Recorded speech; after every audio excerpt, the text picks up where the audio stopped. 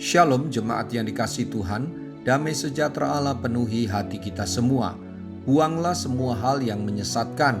Firman Tuhan hari ini diambil dari Matius 18 ayat 8 dan 9. Demikian firman Allah, jika tanganmu atau kakimu menyesatkan engkau, penggalah dan buanglah itu, karena lebih baik bagimu masuk ke dalam hidup dengan tangan kudung atau timpang, daripada dengan utuh kedua tangan dan kedua kakimu dicampakkan ke dalam api kekal. Dan jika matamu menyesatkan engkau, cungkilah dan buanglah itu, karena lebih baik bagimu masuk ke dalam hidup dengan bermata satu, daripada dicampakkan ke dalam api neraka dengan bermata dua. Ayat yang baru saja kita baca merupakan pengajaran Tuhan Yesus tentang bahaya penyesatan yang tanpa disadari bisa membawa seseorang ke dalam api neraka. Tuhan Yesus mengajarkan apapun yang menyesatkan kita semua harus disingkirkan.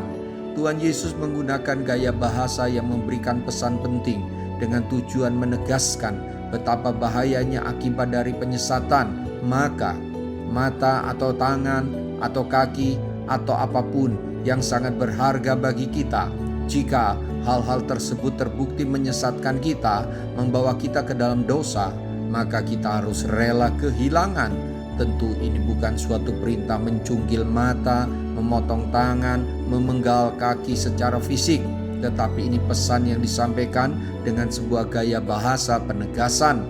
Bapak, Ibu, Saudara-saudari, jika kita ingin sungguh-sungguh taat terhadap perintah Allah dan terhindar dari penyesatan, maka kita harus berani menyingkirkan apapun yang dapat menjerat kita ke dalam dosa dan menjauhkan kita dari Tuhan Yesus. Yakinlah, apa yang Tuhan Yesus katakan dalam ayat yang kita baca ini hendak menghindarkan kita dari berbagai penyesatan yang menggunakan kenikmatan dan kemegahan dunia ini.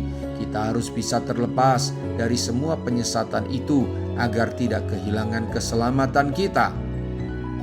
Apa yang sedang menjauhkan Anda dari Kristus dan yang sedang menggiring Anda kepada kesesatan? Sadar dan tinggalkan semua yang saudara anggap sangat penting dan berharga itu bisa membuat hatimu beralih dari kasih Allah kepada dunia ini. Mendekatlah kepada Yesus, pikulah salibmu dan sangkallah dirimu. Haleluya. Mari kita berdoa.